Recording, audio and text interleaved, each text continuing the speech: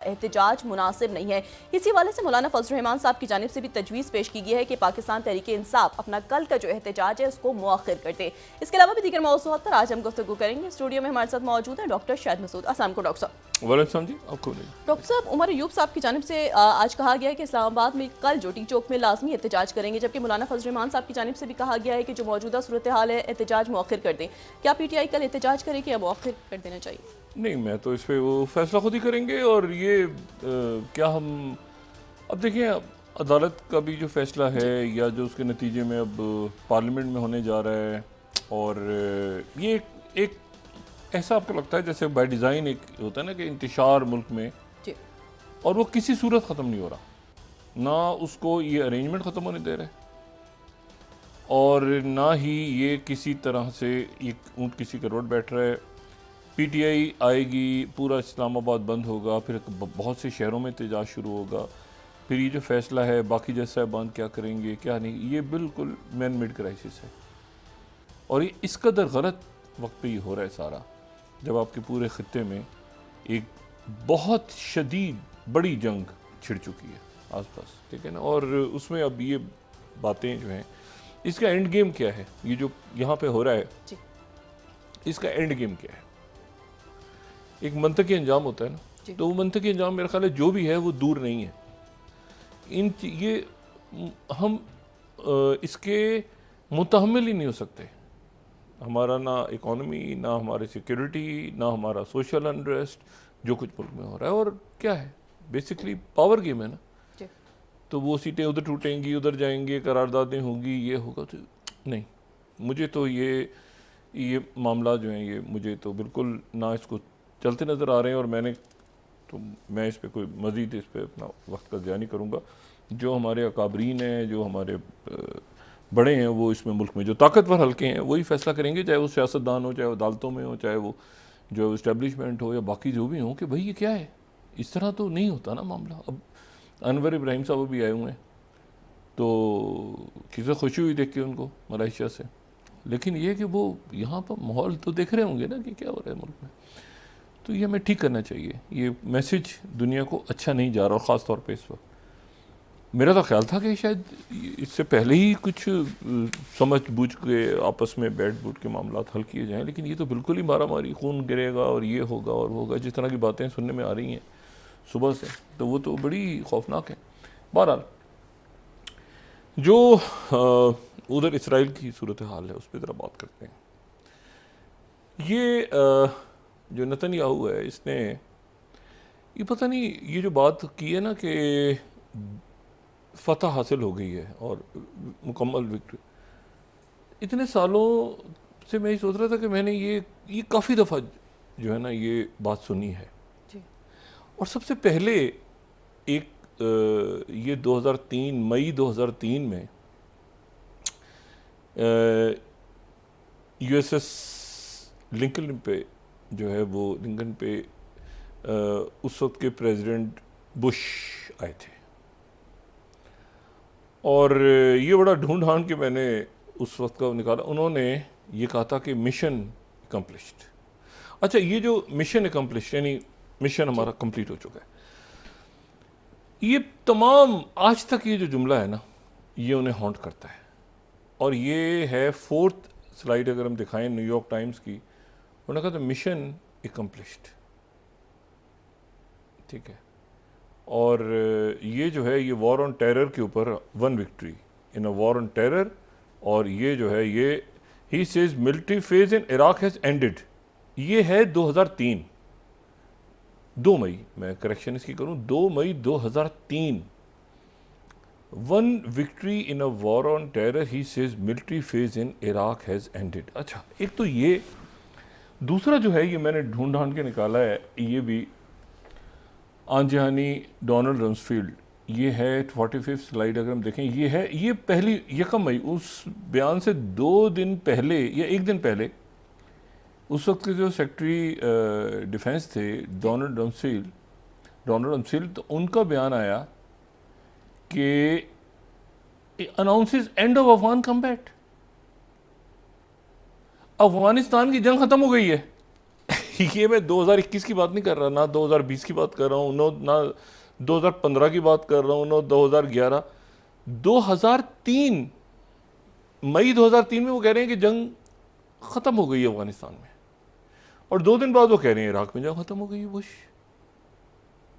इसको हमने कवर भी किया था, मगर ये कि ये कुछ समझ नहीं आ रहा था उस वक्त कि क्या ये क्या है। अच्छा, तो ये कुछ इस तरह की सूरत हाल होती है।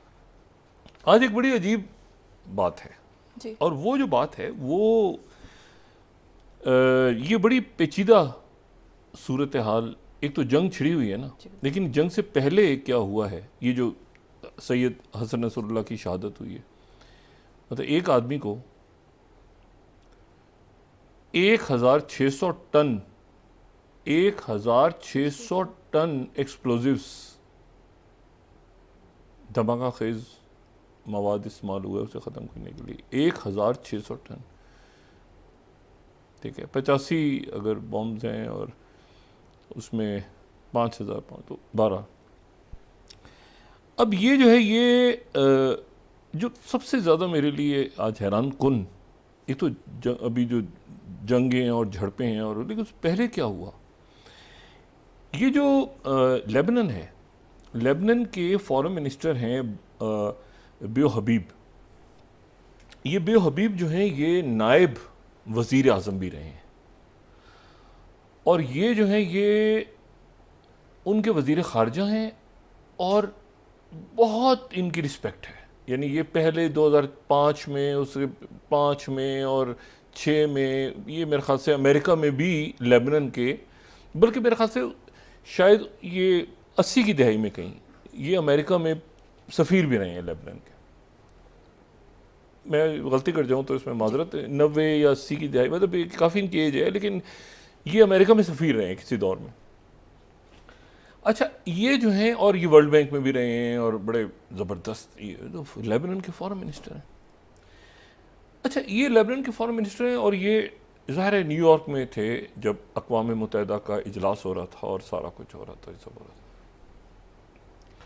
उन दिनों में जो है 25 सितंबर, वापस जरा हम चले जाते हैं आज से 1 हफ़्ता पहले, तो 25 सितंबर को एक अलामी आया था, और वो था प्रेसिडेंट बाइडेन और अमेरिकन प्रेसिडेंट बाइडेन और फ्रेंच प्रेसिडेंट मैक्रोन की मुलाकात के बाद वो अलामिया जारी हुआ था।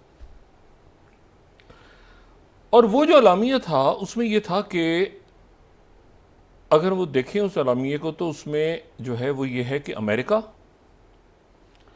और उसके बाद जो है वो बरतानिया उस स्टेटमेंट के मुताबिक, और जो है वो ये वाइट हाउस की तरफ से joint statement by America, Australia, Canada, EU, France, Germany, Italy, Japan, Saudi Arabia, UAE, UK, Qatar, ठीक है।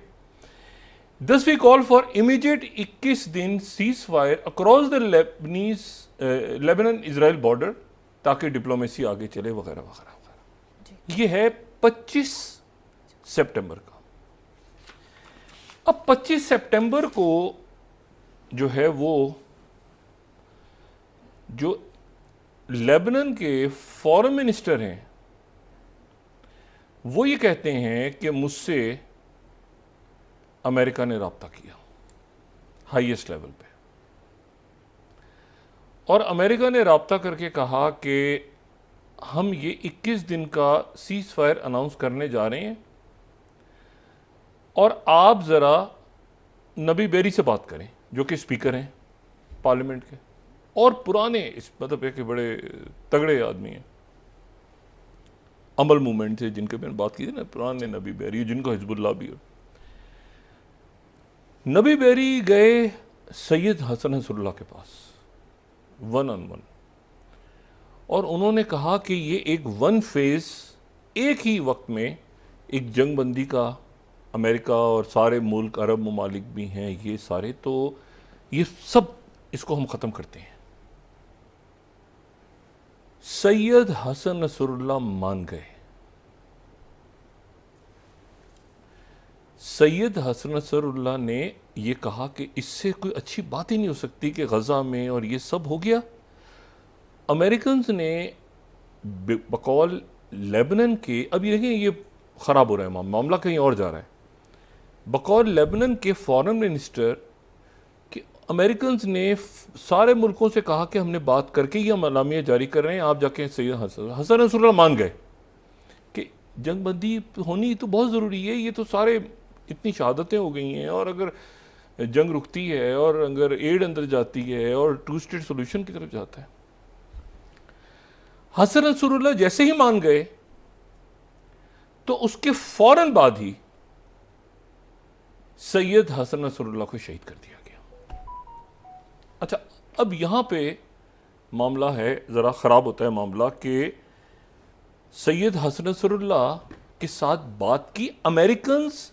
अच्छा, अब ये जो बात है ये एलबीसी, मामला ज़रा ख़राब हो रहा है कि अगर सारे मुल्क ऑन पेज आ गए थे हसन नसरुल्लाह, और सब ने कहा कि हसन नसरुल्लाह से वो मैसेज दें कि बस उनकी आमादगी चाहिए तो सीज़ फायर हो जाएगा 21 दिन का।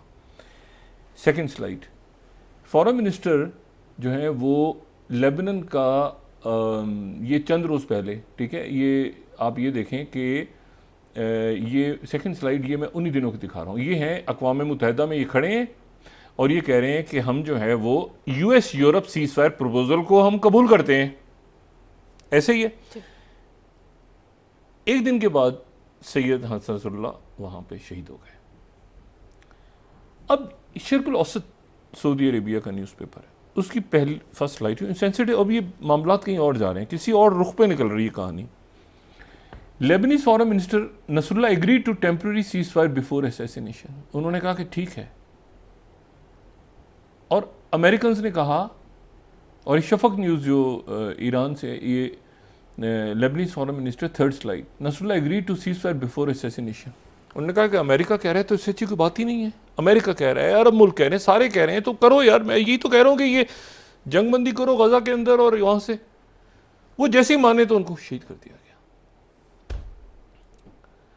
अच्छा, अब ये जो है, और उसके साथ ही जो रहबर हैं आयतुल्लाह खामेनी, उन्होंने अपना एक दस्ते रास्त, बहुत करीबी पासदारान का कमांडर भेजा सैयद हसन नसरुल्लाह के पास ज़ाती पैगाम देके, और वो जो उनके पास जो शख्सियत गई वो थे ब्रिगेडियर जनरल अब्बास नील फरोशां, ठीक है, ब्रिगेडियर अब्बास नील फरोशां, ये वहाँ पे गए। ये रहबर के पुराने साथी, और वो जब से इनकलाब आया है तो उस वक्त आयतुल्लाह खुमैनी के साथ भी ये वहाँ पे गए, और इन्होंने हसन नसरुल्लाह से कहा कि तुम्हें धोखा दिया जा रहा है, आपको धोखा दिया जा रहा है, और रहबर का पैगाम है आपके लिए कि फौरी तौर पे यहाँ से निकलें और तेहरान साथ चलें। ये अब यानी उस पहले क्या हुआ, अब उसकी कहानियाँ सामने आ रही हैं। और जब वो ये बात कर रहे थे तो उसी वक्त वो भी साथ शहीद हो गए, सैयद हसन नसरुल्लाह के। 1600 टन 85 बॉम्ब्स एक शख्स, मेरे ख्याल से ये शायद इससे ज़्यादा तो कभी मैंने नहीं सुना कि इतना एक्सप्लोजिव चाहिए हो किसी एक आदमी की जान लेने के लिए। अब ये जो है, ये एक्सक्लूसिव स्टोरी जो है राइटर्स ने आज कोट करना ज़रूरी है, सेंसिटिव चीज़ें। Iran Khomeini warn Nasrallah of Israeli plot to kill him, sources से उन्होंने भेजा कि वहाँ से निकलो, लेकिन यह है कि फौरी छोड़ो बैरूत को, क्योंकि आसपास जो है वो इन्फिल्ट्रेट कर गए मोसाद, और जान को ख़तरा है। और इस ट्रैप में बताना, ये जो ट्रैप है 21 दिनों वाला, ये जो मैसेज आया है, लेकिन वो उस वक्त तक जो है वो फैसला हो जाए। अच्छा, अब ये जो है, ये मामला हो गया है ख़राब, क्योंकि क्या इसमें बाकी मुल्कों को भी तो एतमाद में लिया हुआ था, यूरोप था इसमें मतलब ये बड़े लेबनान के दोस्त हैं, अब बात हम गजा की नहीं और लेबनान की बात हो रही है, और लेबनान इस वक्त जो है खून में नहाया हुआ है। फिर सेंट्रल बैरूत पे अटैक्स हुए हैं ये सारे। तो ये जो है ये मामला अब चला गया है किसी और तरफ, लेकिन किस तरफ गया है ये अभी ज़रा इसमें थोड़ी सी देर लगी। मैंने आपसे कहा ना कि वो जो बात उस दिन हुई थी ना जी कि जी जो कल भी बात हुई थी, अच्छा ये आप इस तरह से देखें कि इसको ये प्रेसिडेंट बाइडेन ने G7 के मुल्कों से भी आज बात की है, उनसे भी बात की। ये जो मैसेज का कन्वे करना है ना, एक होती थी अप्रैल ग्लेस्पी खातून, बड़ा उनकी तारीख में नाम उनका याद रहेगा। वो 1980 से जो 8-9 साल तक इराक में अमेरिका की सफ़ीर थी। तो जब जंग ख़त्म हुई, जी जो मैं पहले भी बात कह चुका हूँ कि वो सद्दाम हुसैन ने कहा कि भाई ये जो है ये पैसे कटो, मतलब हमने खलीजी मुल्कों के लिए भी तो मैं लड़ा हूँ, जी और ये जो इराक, ये जो कुवैत है, ये तो हमारे पैसे, हमारा ऑयल कुवैत ले रहा है बहुत सारा, और हमें जो है वो उन्होंने कुवैत से कहा और मैं ये करूँगा। उसके बाद ये हुआ कि वो जो अप्रैल ग्लेस्पी हैं वो 25 जुलाई 1991 को मिली सद्दाम हुसैन से। अच्छा, ये आज तक एक इशू, आज तक एक सवाल है कि उस मुलाकात में क्या हुआ। उस पर किताबें लिखी गई हैं, आर्टिकल्स छप गए हैं, उसमें उनके वो मुख्तलिफ अखबारों में आगे पीछे, कि उन्होंने सद्दाम हुसैन से ये कहा कि हम अरब जो मसला है उसमें अमेरिका न्यूट्रल है। जो अरब आपका और कुवैत का इशू चल रहा है, तो ये हम इसमें न्यूट्रल हैं। सद्दाम हुसैन ने कहा अच्छा ये तो ओके, गो हेड का इशारा है। सद्दाम हुसैन ने 4-5वें दिन वो जो है वो अटैक किया और कुवैत के ऊपर कब्जा करके उन्होंने कहा ये हमारा 19वां सूबा है कुवैत, इराक का। तो वो जो ये मोहतरमा है जो है अप्रैल ग्लेस्पी, ये इनकी पूरी ज़िंदगी गुजर गई। अखबार अगर उस ज़माने के हम देखें, ये बता के एक्सप्लेन कर मतलब है कि वो एक सफारतकारी, वो जंग छिड़ गई कि आपने मैसेज क्या दिया था, ये खातून ये मिल रही हैं। अब वो जनाब दुनिया भर के अखबारों में, अगर हम क्लिपिंग्स दिखा सकें यहाँ पे, वो जनाब वो दिन है और आज का दिन है, ये नहीं पता कि उन्होंने क्या कहा, अटैक करो। वो कहते हैं पकड़ो मत जाने दो वाला खेल नहीं होता, कि क्या कहा, अटैक करो ये अटैक ना करो, कि हम न्यूट्रल हैं हम। अच्छा, ये सद्दाम हुसैन ने कहा ये न्यूट्रल है, तो अच्छा थोड़े दिनों बाद डेजर्ट स्टॉर्म शुरू हो गया, जनवरी के 80 में या फरवरी में, वो पूरा वो अमेरिका आ गया लाओ लश्कर लेके। अब सवाल ये है कि यहाँ पर क्या हुआ, क्योंकि ये जो है ये कोई, आप समझे ना, ये कोई नॉन स्टेट प्लेयर्स नहीं है आपस में बात कर रहे हैं। क्या आप कहेंगे जी वो दाइश ने अलकायदा से बात की थी, तो नहीं, रियासतों से बात कर रही हैं। प्रेसिडेंट बाइडेन बात कर रहे हैं लेबनान से, लेबनान बात कर रहा है कतर से, कतर बात कर रहा है यूएई से, उसमें यूरोप है एक। और फिर जो मैसेज कन्वे हुआ वो ये हुआ कि जैसे ही उन्होंने कहा कि हाँ सही हसन मान गए हैं, तो उन्होंने कहा उनसे कहो कि कल एमॉस ह्यूस्टन पहुंच रहे हैं इसको अमली जामा पहनाने के लिए। 21 रोज़ा जो खाना ये है सीज़ फायर है, 21 रोज़ तक ही जारी रहेगी, कल एमॉस ह्यूस्टन पहुंच रहे हैं। और जैसे ये बात हुई, वरना कभी भी वो लेबनान के वज़ीर आज़म, ये वज़ीर ख़ारजा, अब उन्होंने जनाब मीडिया पे, वो PBS पे भी आ रहे हैं, BBC पे भी आ रहे हैं, वो उन्होंने कृष्ण अमानपुर से भी यही बात की, हर जगह वो ये कह रहे हैं कि सैयद हसन नसरुल्लाह को अमेरिकन्स ने ये मैसेज कन्वे किया था कि आप ये माने तो 21 दिन के लिए सीज़ फायर है, तो वो मान गए तो शहीद हो गए। एक तो इशू ये एक बड़ा खौफनाक इशू है कि अब क्या हुआ। दूसरा, ये जो बात है ना मिशन अकम्पलिश्ड, ये मुझे नहीं पता कि नेतन्याहू के साथ अब क्या होगा। ठीक है, मैं कोई ऐसी बात नहीं कहना चाह रहा कि जो वाकई हो जाए और उसके बाद ये हो के, ठीक है ना, मतलब है कि कोई वाकयात होंगे, बस यूँ समझो, क्योंकि नेतन्याहू का आपको मकसद रहा नहीं है। और आज जो है वो जो अंदर घुस गए हैं बैरूत में, तो फेंटी लग रही है वहाँ पे, और वहाँ पर फेंटी इस तरह से लग रही है कि वहाँ पे धमाकों पे धमाके हो रहे हैं इस वक्त। लेबनान के बॉर्डर, अभी तो बैरूत तो दूर है, जो बॉर्डर है बिल्कुल शिबा फॉर्म्स, वहाँ पर जो है वो ये दाखिल हो रहे हैं और वहाँ ब्लास्ट हो रहे हैं। एक तो ये कि 8-9 की तस्वीरें तो इन्होंने जारी कर दी आज इसराइल ने कि उनकी वो मारे गए हैं, लेकिन असल तादाद जो वहाँ से बता रहे हैं, मैं दोनों बातें कर रहा हूँ, इन्होंने ऑफिशियली तस्वीरें जारी की हैं आज कि 9 जो हैं, इनके 8 या 9 जो लोग हैं वो मारे गए हैं जी। फौजी। जो जफा स्ट्रीट पे मारे गए थे उनकी तस्वीर अलग जारी हुई हैं।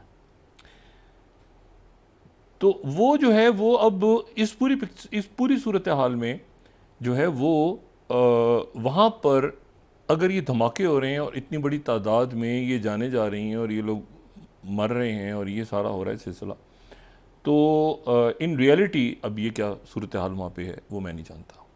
ठीक है, ये वो तस्वीर हैं, ये इन्होंने कहा हमारे फौजी उनकी डेथ हो गई है और उसके बाद जो है ये मामला ऊपर नीचे हो रहा है। अच्छा, तो वहाँ अच्छा, साथ ही सैटेलाइट पिक्चर्स जो सामने आई हैं, तो सैटेलाइट पिक्चर्स ये बता रही हैं कि वही जगह जहाँ पर F-35 त्यारे जिस एयरबेस पे खड़े थे, वो एयरबेस जो है वहाँ पे बहुत बड़ी तादाद में नुकसान भी हुआ है, ड्रोन्स भी गिरे हैं, तबाही भी हुई है, हंगर जो है ये जो हैंगर है उनका वो हिट हुआ है, जो बेस है पहले वो ऐसी थी अब ऐसी हो गई, यहाँ पे ड्रोन्स गिरे। उन्होंने F-35 त्यारे जहाँ पे खड़े थे वो उस एयरबेस को हिट किया है,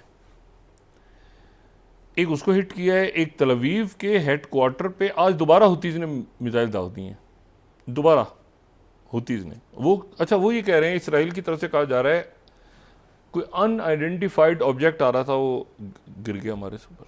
मतलब वो देखें, ये जो जैसे कहते हैं ना बारिश, मतलब जो बैरकेड होती है ना, बारिश हो रही है, बारिश मिसाइल्स की बारिश, कि आपने 400 मिसाइल दाग दी एक साथ, आपने 200 बैलिस्टिक मिसाइल्स फेंक दी एक साथ उठा के, मतलब एक दो चार आगे पीछे नहीं, पूरी बारिश कर दी आपने एक इधर से हो रही है, एक उधर से हो रही है, एक उधर से। तो आपके सिस्टम्स की भी एक कैपेसिटी है ना, एक सिस्टम्स की भी एक कैपेसिटी है कि वो सिस्टम जो बारिश हो, पहले भी जब वो जंगों में होता है ना, वो तीरों की बारिश कर दी, तो वो बहुत सारे तीर एक साथ जाते थे, तो उसमें से कई तो जो फौजें होती थी, तो अगर आप देखें उस वक्त के वो मनासिर, तो उसमें ये वो ढाल आगे रख के वो तो कई तीर तो रोक लेते थे, वो कई लग जाते थे। तो तीर कभी एक एक करके नहीं मार, वो या तो स्नाइपर हो तो मारते थे, अदरवाइज वो पूरे तीरों की बारिश होती थी। तो बहुत सारे तीर रुकते थे और पीछे कई फौजी जो हैं, सिपाही जो हैं, उनको तीर लगते थे। तो ये मकसद होता है कि बहुत सारे एक साथ फेंकें ताकि उसमें से कुछ ना कोई तो, लेकिन वो जिन जगहों पे गिरे जाके, ये एक बड़ी हैरानकुन बात है कि शिनबित के हेडक्वार्टर पे गिर गए, मोसाद के हेडक्वार्टर पे गिरे, आज फिर हुतीज ने, और आज हुतीज ने ही कहा है कि जी हम मजीद जहाज़ों पर अटैक करेंगे, यहाँ से कोई गुजरने की कोशिश ना करे, और हुतीज ने फिर दोबारा आज। अच्छा, अब ये सूरत हाल ज़रा पेचीदा हो गई है, क्योंकि पेचीदा इसलिए हो गई है कि नेतन्याहू जो है अपना ऑब्जेक्ट, एंड गेम तो नहीं है ना इसमें कोई भी, आप एंटर हुए, आपने कहा कि सब हमने ख़त्म कर दिए हैं, हसन नसरुल्लाह की आपने पहले उनको भी मार दिया, फिर उस वक्त मारा जब देखें ये बात अजीब सी हो गई है, हसन नसरुल्लाह को आपने उस वक्त शहीद किया जब हसन नसरुल्लाह को अमेरिकन और दुनिया आदि कह रही है कि उनसे जाके कहो कि क्या वो मानते हैं इस बात को 21 दिन की सीज फायर पे, वो कह रहे हैं हम तो मानते हैं। तो जब उन्होंने कहा मानते हैं, तो साथ ही उसके बाद फिर ये वाकया पेश आ गया। अच्छा, अब दो बातें बड़ी इंटरेस्टिंग की हैं अमेरिका ने और G7 मुल्कों ने। एक बात तो उन्होंने ये की है कि इसराइल ईरान पे हमला ना करे। G7 और अमेरिका ने कहा है कि इसराइल ईरान पे हमला ना करे, इसराइल को रोक दिया।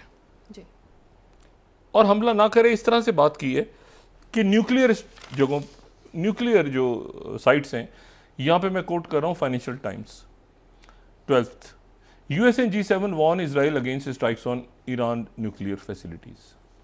ये मैंने बात कल भी की थी कि उनकी जो न्यूक्लियर फैसिलिटीज़ हैं वो न्यूक्लियर फैसिलिटीज़ पूरे मुल्क में फैली हुई हैं और वो इस वक्त जो है वो, लेकिन जो दूसरी बात है वो ये है कि एक तो ये कि सैटेलाइट पिक्चर्स आई और वो उसमें जो है वो तबाह चुके जगह हुई हुई है, मुख्तलिफ जगह तबाह हैं। इसको वो अच्छा 21st स्लाइड देख लेते हैं ना यहाँ पे, ताकि ये हो जाए कि इसराइल भी मान रहा है इस चीज़ को या नहीं मान रहा। तो 21st देखें, satellite images show damage to Israel air force base. 20th देखें, satellite imagery appears to show damage. अच्छा जी, उसके बाद जो है वो, तो ये इसराइल ने तो मान लिया। और आज जो है वो ये दोबारा 19th, IDF shoots down drones targeting central Israel. अच्छा, एसोसिएटेड प्रेस भी यही खबर दे रहा है कि Biden won't support a strike on nuclear site 17वीं as Israel weighs response to Iran missile attack. ओ भाई, अगर आपने न्यूक्लियर साइट्स पे नहीं करना तो क्या किसी किसी सब्जी फरोश को हिट करना है वहाँ पे? मतलब कहाँ पर अटैक कहाँ करना है? अगर न्यूक्लियर साइट्स पे नहीं करना तो कहाँ करना है? इसी दौरान जो है कोई इसका एंड गेम नहीं है और मतलब ये अजीब सी सूरत हाल हो गई। इस पूरी सूरत हाल में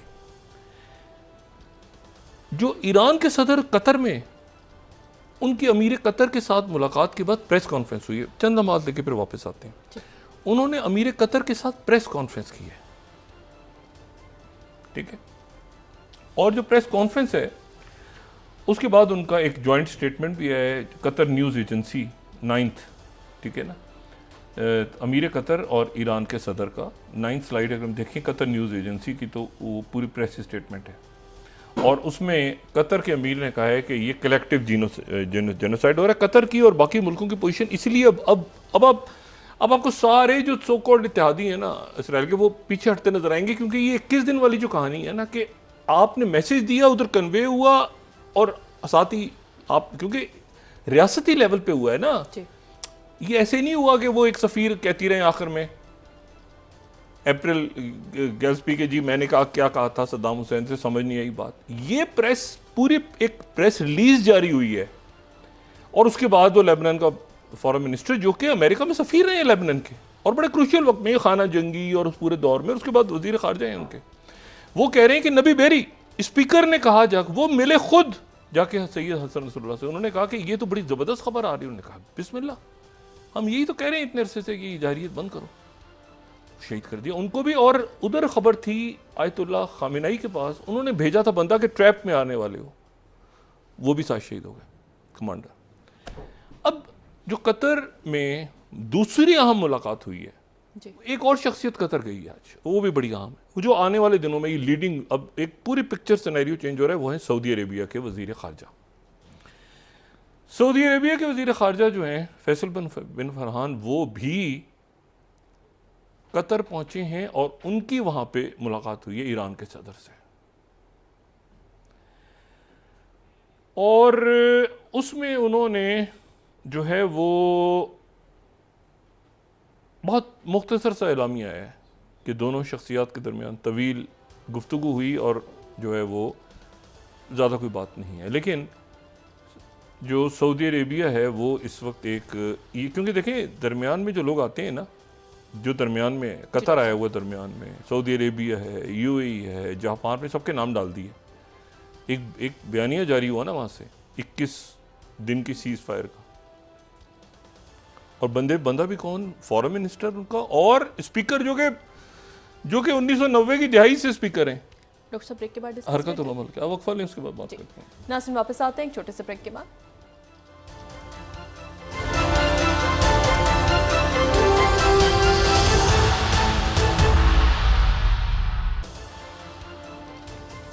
वेलकम बैक नाज़रीन। डॉक्टर साहब, आर्टिकल 63A से तशरीह से मुतालिक जो आज फैसला आया है, इसके आने वाले दिनों में क्या असरात होंगे? आईनी तरमीम की राह कशीदगी मुल्क के अंदर क्योस इस्लामाबाद बंद हो रहा है, कंटेनर्स लग रहे हैं, ये आपस में मामला हमारे स्टेक होल्डर्स तय नहीं कर रहे बैठ के सारे, ये मुल्क देखे ना इस वक्त अफरा तफरी के तो हम नहीं हो सकते, लेकिन साथ ही सियासी हिजान है, तो सियासी हिजान को ठीक करेंगे तो आपकी माशी हिजान ठीक होगा ना। तो ये तो ऐसे हर रोज़ इस तरह मामला आगे नहीं चल सकते। और अब वो करारदाद कैसे आएगी, लोटा कैसे खुलेगी, नहीं खुलेगी, बाकी जैसा है वो मैं इसको डिस्कस ही नहीं, इतने ये आपको अजब लगते हैं ना इस वक्त मामला, कहते हैं कि इस वक्त क्या हो रहा है मुल्क के अंदर। अच्छा, ये मैं आपको दूसरी बात ये बताऊँ, बड़ा अनयूजुअल, तो एक तो ये है कि वो फेंटी वहाँ पे लग रही है तो वो हाथ हटा लिया, अमेरिकन ने हाथ हटा लिया है। ये मैं जब आज से 1 साल पहले मैं ये बात, मतलब गलत बैट आदमी होता है ना, इधर बैट कर दे इधर बैट लगा दे आदमी, तो इतने साल हो गए तो थोड़ा सा कहीं तजुर्बा, मैं बहुत पहले मैंने ये बात की थी कि ज़ेलेंस्की इसमें से फारिग हो जाएंगे, एक वक्त आएगा जो अमेरिकन कहेंगे कि कौन ज़ेलेंस्की फारिग हो। और ज़ेलेंस्की जो हैं वो अब कहीं ख़बरों शबरों में भी नज़र नहीं आ रहे, वो बस इधर उधर तेज़ी के साथ जो इलाके हैं वो निकलते जा रहे हैं, और वहाँ पर जो दोम्बास के इलाके, और जब तक ये आगे जाएगा, ये देखें जो अटैक हुआ है ना ये निवितम बेस पे, जो F-35 वाली जगहों पे, ये सबसे, क्योंकि F-35 तैयारे इसका मतलब वो F-35 तैयारे, ये जो बात आई है ना ईरान की तरफ से कि उन्होंने बदला, ये वो F-35 तैयारे जो बॉम्बिंग कर रहे हैं, ये अगर रेंज में आ गए, और अमेरिका कह रहा है और G7 मुल्क कह रहे हैं कि न्यूक्लियर साइट्स पे नहीं करना, तो फिर कहाँ पे करना। तो नेतन्याहू अब दरमियान में इसराइल, इसमें बस वो आगे जो है और ब्लास्ट हो रहे हैं। अब मैं बात आपसे कर रहा हूँ, ख़बरें जो कि वहाँ से कम आ रही हैं, ये ज़्यादातर ज़ाहिर है हम भी वो टेलीग्राम के ऊपर ही फॉलो कर रहे हैं, क्योंकि वही टेलीग्राम ही चल रहा होता है, बाकी मेन स्ट्रीम पे तो बात नहीं होती। तो टेलीग्राम के ऊपर भी अगर कोई ऑथेंटिक वहाँ से ऐसा बात आ रही होती है तो फिर वो हम उसको कोट कर लेते हैं। ज़्यादातर ये टेलीग्राम के थ्रू और बाकी तरीक़ों से जो है उसको सारा दिन हम जायज़ा लेता रहता हूँ बैठ के कि टेलीग्राम पे क्या खबरें कहाँ से आ रही हैं, लेकिन आप किसी को जानते हो तो फिर। अच्छा, एक बड़ा अनयूजुअल स्टेटमेंट कतर के थ्रू अमेरिकन को दिया है ईरान ने। ईरान के जो सदर आए हैं ना कतर, तो वो एक तो सऊदी अरेबिया वहाँ पहुँचा है, सऊदी अरेबिया ने जाके वहाँ 2 स्टेट सोल्यूशन के ऊपर फाइनेंशियल टाइम्स से खबर भी आज पूरा उनका आर्टिकल लगा हुआ है कि वो 2 स्टेट सोल्यूशन।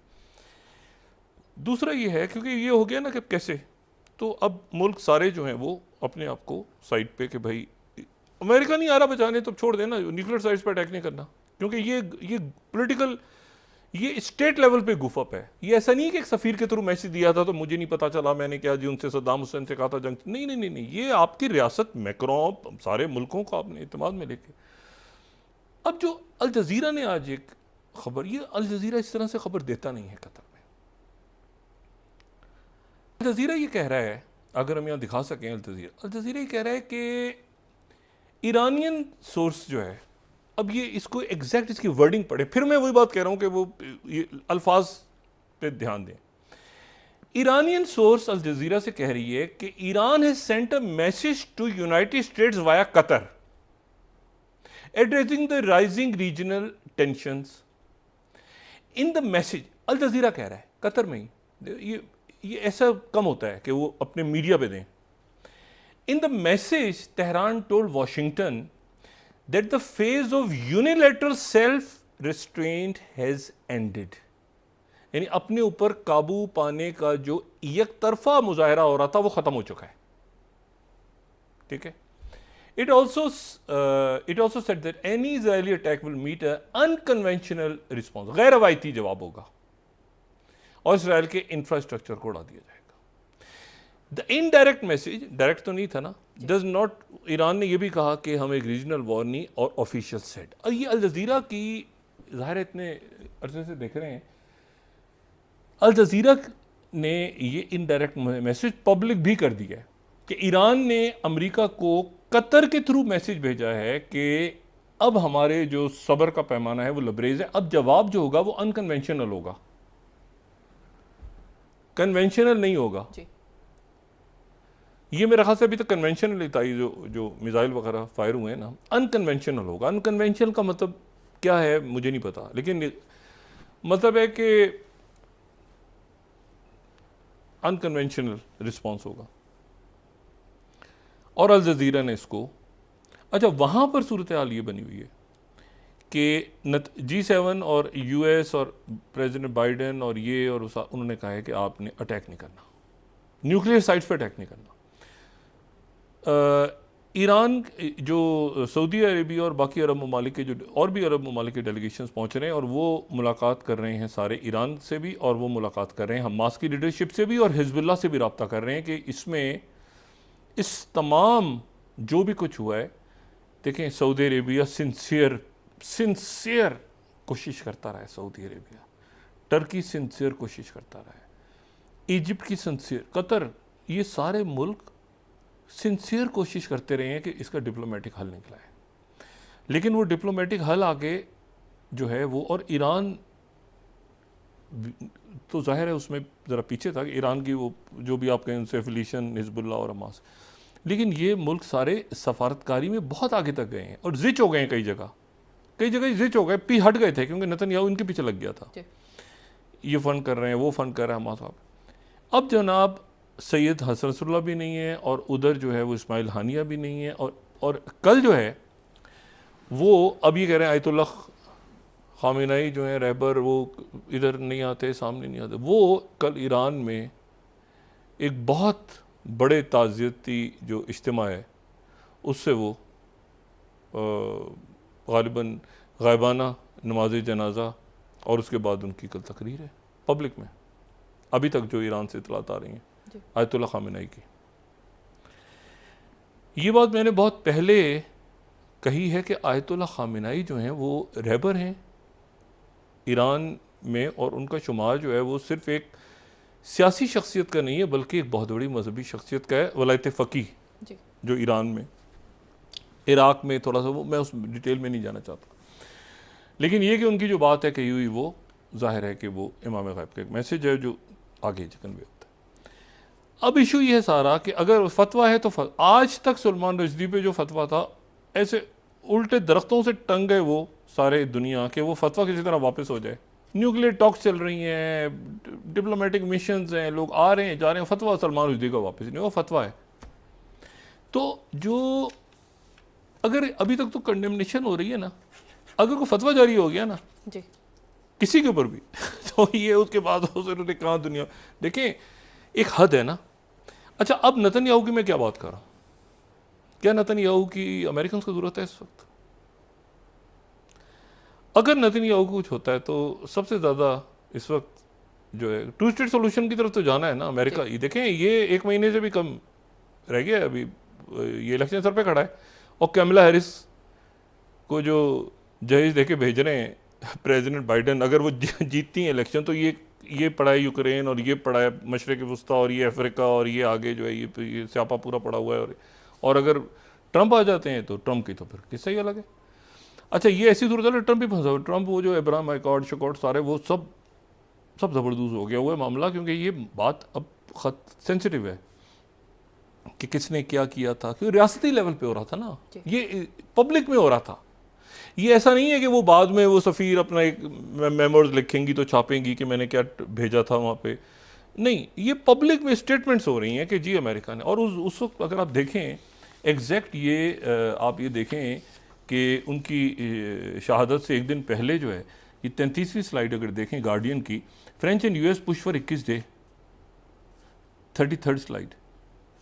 अब इसके बाद नबी बेरी जाते हैं, ठीक है, नबी बेरी को पहले फ़ोन आता है फॉरेन मिनिस्टर को लेबनान के, वो जाते हैं नबी बेरी के पास, नबी बेरी जाते हैं सईद हसन नसरुल्लाह के पास, उनसे कहते हैं कि ये मैसेज आ रहा है, वो सारे आपस में एग्री कर गए हैं और ये 21 दिन का सीज़ फायर एक ही फेज़ में होना है। उधर से ईरान अपने जो है वो एक बहुत इम्पोर्टेंट शख्सियत को पर्सनली भेजता है कि मैसेज गलत कन्वे करो कि बैरूत छोड़ो, और जब वो वहाँ शख्सियत बंकर में होती है तो अटैक हो जाता है। 1600 टन एक्सप्लोजिव्स, और अब आगे जब एंटर होते हैं तो आगे धमाके हो रहे हैं, सीरिया में भी अटैक्स हुए हैं। तो अब ये जो नेतन्याहू है, मुझे ये बताया ना कि अब इसका एंड गेम इसके कैसे आगे, two state solution, cease fire, कहीं पर भी जाना है तो नेतन्याहू को अगर कुछ होता है तो उस पर किसी को क्या मसला होगा? किसी से मुराद ये, मैं हिजबुल्लाह और ईरान की तो बात ही नहीं कर रहा, जी। किसी और की कहीं से, कि वो कहें कि इसको हटाओ और आगे चलो, और उधर भी विन विन हो गया, उधर भी जो है वो हो गया, इधर भी बदला ले लिया गया, ये इधर हो गया, वो उधर हो गया, आगे पीछे दाएं बाएं फारिग करके फिर दोबारा आगे बात आगे चलाओ। ये बात डिस्कस हो रही है कि नेतन्याहू, एक बंद गली नहीं होती कि भाई एंटर हो गए हैं आप, लेबनान में धमाके हो रहे हैं वहाँ, अच्छा एक एक जो इसराइली की जान है ना, वो कोई आप समझेंगे कोई 1000 इधर से फ़लस्तीनी होंगे या मुसलमान होंगे, हमेशा से ये तो है ना एक सूरत हाल। तो वो मारे जा रहे हैं, एक्सप्लोजिव फट रहे हैं वहाँ पे। तो मेरे ये ख्याल है कि जल्द या बदेर नेतन्याहू जो है वो, मतलब है कि मैं कुछ आगे कहना नहीं चाह रहा, ये इसराइल की कोई शिकस्त या कोई हार या नहीं, मैं इन पर्सन नेतन्याहू की बात इसलिए कर रहा हूँ क्योंकि किसी को तो बस के नीचे फेंकना है ना जी। अल्टीमेटली किसी को तो सबने चुक के फेंकना है ना। आपको पता है यूएई वाले बड़े परेशान थे, वो सारे मुल्क जिनके अब्राहम अकॉर्ड हो, तो वो कहते हैं पागल इंतहा पसंद हो, वो क्यों ला रहे हो, वो सारे कह रहे थे कि ये जो यानी वो कह रहे हैं किनको ला के बिठा रहे हो, वो सारे ये नेतन्याहू से परेशान थे। अमेरिका, अब बाइडेन के लिए कितने जब मेरी बात नहीं सुनता, मैं तो कहता था, मैं तो अच्छा लेबनान है भाई, तो बाकी दुनिया है। तो अब ये है कि और फंस गए, खूब पिटाई हो रही है इसराइली फौज की, और वो प्रेशर, वो गजा का क्या बना, वो उधर बॉम्बिंग हो रही है 1 साल से, या वो बैरूत में घुस गया है, बदमज़ हाथी नहीं होता। तो अब ये है कि मेरा ख्याल ये है कि अब देखते हैं कि कल तक और परसों तक क्या सूरत होती है, लेकिन ये है कि या तो उसको फेंक दिया जाएगा, वो खुद ही चला जाएगा बस के नीचे, क्योंकि ये जंग जो है ये फिर ऑस्टिन लॉयड स्ट्रेटेजिक डिफीट हुई है जी। और नई लीडरशिप इंटैक्ट है, अपनी जगह मौजूद है, कम्युनिकेशन भी हो रहा है, और हुतीज कह रहे हैं बेस्ट रिगार्ड्स, उन्होंने मैसेज भेजा है ना, आज उन्होंने नीचे लिखा है बेस्ट रिगार्ड्स, इंग्लिश में लिखा है हुतीज ने, कि ये यहाँ से कोई ना गुजरे आइंदा, बेस्ट रिगार्ड्स, और 3-4 और उन्होंने शिप्स के ऊपर जो है ना दाग दी है मिसाइल, और साथ ही अमेरिका कह रहा है कि न्यूक्लियर साइट्स पे अटैक नहीं करना, तो कहाँ पे करना जी। और अरब मुल्क जो हैं, आखिर बात, अरब मुल्कों ने, सारे अरब मुल्कों ने ईरान से बात कही है, ये जो बात हुई है कतर में और बाकी जो बात हो रही है, कि कोई भी मामला होता है तो 110% मतलब हम में से कोई इसराइल के साथ नहीं होगा, ठीक है। 2 स्टेट सॉल्यूशन की तरफ जा रहे हैं, आपके पास फौज भेजते हैं नहीं भेजते ये अलग बात है, क्योंकि रशियंस फिर एक टीम पहुंच गई है दोबारा तेहरान, लेकिन ये है कि हम इसमें ये यकीन दिलानी है आपको कि किसी भी किस्म का, क्योंकि ये जो सिंसियर एफर्ट हो रही थी, इसको लेबनान के फॉरेन मिनिस्टर ने ये आज एक बात कर दी है कि ये सब मुल्कों ने सब जब राजी हो गए थे तो कैसे शहादत हुई। तो इस वक्त जो है ये मेरा ख्याल ये है कि अब या तो बाइडेन कहेगा, अच्छा वो क्या कहेगा कि अच्छा मतलब मैं तो, हम तो सब मान गए थे 21 दिन पे, तो नेतन्याहू ने खुद स्ट्राइक कर दी जहाज में बैठ के न्यूयॉर्क आने से पहले। नहीं, ये मामला जो है ना, देखिए मुल्कों के दरमियान जो बात होती है ना, America Pakistan India, Pakistan India, मतलब आपके मतलब बांग्लादेश, स्टेट लेवल पे जो बात होती है ना, इवन रशिया अमेरिका की बात हो रही है, शी जिनपिंग की बाइडेन की बात, तो उसमें और फिर पब्लिक होती है वो चीज़, उसके दुनिया के कोई असूलों पे दुनिया चलती है। वो अलग चीज़ें हैं कि किसकी प्रॉक्सी, मलेशिया आगे पीछे, वो खेल चलता रहता है, लेकिन जब पब्लिकली आप ये बात करते हैं और उसके बाद आपको ज़रूरत पड़ती है एक आदमी को शहीद करने के लिए 1600 टन एक्सप्लोजिव्स की, जो कि मुमकिन नहीं था। तो अमेरिका की अपनी पोजीशन बड़ी अजीब हो गई है ना इस वक्त, कि क्या अमेरिका ने जो बात की थी मैक्रों से और मुल्कों से दूसरे के 21 दिन का सीज फायर, तो क्या उसने गो हेड कहा नेतन्याहू को, या नेतन्याहू ने खुद जाके वो 1600 टन गिरा दिया एक्सप्लोसिव, और अब पिट रहा है, बुरी तरह से पिट रहा है। F-35, देखिए ईरानियंस ने एक बात की है कि हमने ख्याल रखा है कि F-35 ना उड़ जाए, सारे लाइन से ये ईरानियंस ने कहा है कि हमने इंश्योर किया कि उस वक्त F-35 ना हो, सारे F-35 उड़ जाते, और F-35 को अगर धमाकों से उड़ जाते तो उसके बाद ये होता कि डायरेक्ट अमेरिका के, तो हमने इसराइल को जो कि हिट करना था, तो मैसेज था कि ये आयरन डोम किया तो डेविड स्लिंग किया तो फलाना, तो हम उस वक्त हिट करेंगे जब ये जहाज़ प्रवास कर रहे हैं। जी तो ये तो बड़ी जो सैटेलाइट इमेजेस जारी हो गई। तो मेरा ख्याल है कि अब ये देखते हैं कि ये जंग आगे बढ़ती है तो किस अंदाज में बढ़ती है, क्योंकि लेबनान के अंदर तो बहुत बड़ी तादाद, अभी इस जो ब्रेक आई है फिर वहाँ पे धमाके हुए हैं। ये धमाके हिजबुल्लाह ने किए हैं, बूबी ट्रैप्स होते हैं ना, वो एंटर हुए और धमाके से उड़ गया। तो उसमें भी काफ़ी इसराइली फ़ौजी मारे जा रहे हैं। तो मेरा ख्याल ये है कि देखते हैं कि नेतन्याहू के साथ, अब नेतन्याहू, मैंने आपसे कहा ना किसी के ऊपर मार डालना है इसका, और वो जो है ना मिशन एकम्प्लिश्ड नहीं, मिशन इनएकम्प्लिश्ड ठीक ना। ये कभी भी जो इस तरह की जंगें होती हैं बदकिस्मती से, मैंने आपसे वही कहा ना, 2003 मई और कहाँ 2021 और 2024, एक दफ़ा जंगें शुरू हो जाएं उन्हें ख़त्म करना बड़ा मुश्किल होता है। और बड़ा अल्लाह का शुक्र था कि ये ताइफ एग्रीमेंट के तहत लेबनान की खाना जंगी शुरू हुई। अब ये कहाँ जाके मामला ख़त्म होता है मैं नहीं जानता। जी जी, बहुत शुक्रिया डॉक्टर साहब।